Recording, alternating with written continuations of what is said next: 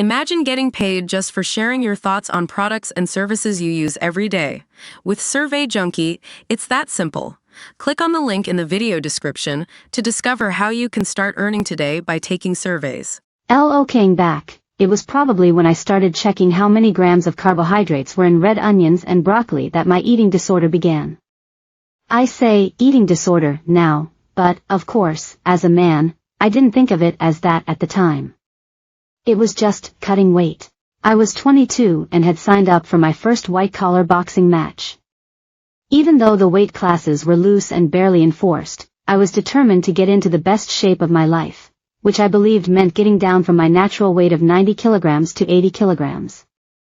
That's like going from 36 inches to 32 inches jeans in the space of a month. My mom, a woman who, when I was a child, used to butter my bread like a mafia boss burying a body in concrete, was aghast.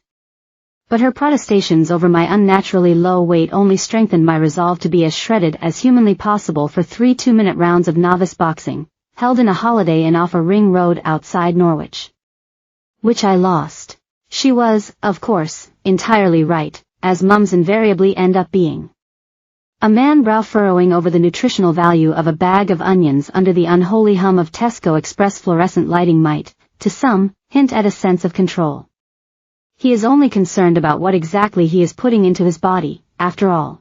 But, speaking as someone who used to be that furrow-browed man in the Tesco Express, there is a dangerous obstinacy and pride in men. When mixed with the feeling that they lack command in other areas in their lives, it can quietly lead to delirium. That might go some way to explaining the rapid increase in male body dysmorphia of late. When all other aspects of your life feel as if they're swirling out of control, there's a desperation to assert absolute dominance over what little you can, such as what you eat and how much you exercise. A recent survey on body confidence by Better showed that more than half of men, 54%, showed signs of body dysmorphia, with a third of men often thinking about making their body more muscular or lean. A government report, meanwhile, noted that 28% of men aged 18 and above felt anxious about how their bodies looked, with 11% even feeling suicidal over body image.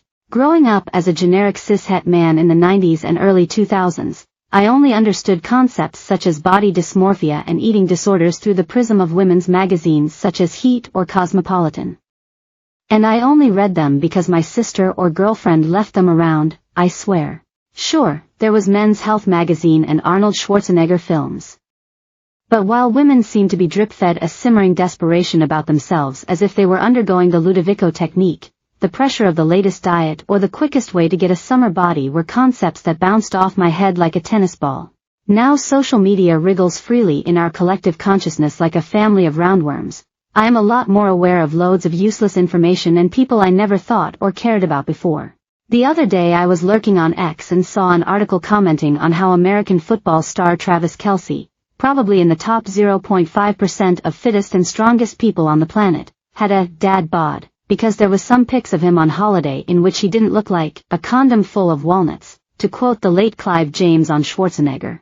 My Instagram feed is awash with self-help/fitness influencers and nutritionists, such as Paul Saladino MD, Liver King, and Eddie Abu, all with millions of followers, all promoting some variation of an extremely high-protein, often carnivorous, only meat, often barely cooked or raw, diet, and all looking so ripped that they basically have abs on their face.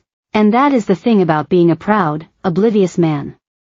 When I see an impossibly shredded guy telling me that the only way to look like him is to follow his exclusive workout plan, eat the diet laid out in his ebook, or take the supplements he's selling, my first thought isn't, it's probably a scam or a quick fix, as I do with female influencers advertising diet tea, or a 6-week booty plan. I don't feel like my insecurities are being aggressively marketed to, or taken advantage of. And I certainly don't feel I am being actively manipulated. And yet me thinking that, if I eat enough eggs per meal to bury Cool Hand Luke, I'll look like a bunch of fitness influencers, many of whom have been on steroids, is no different from going.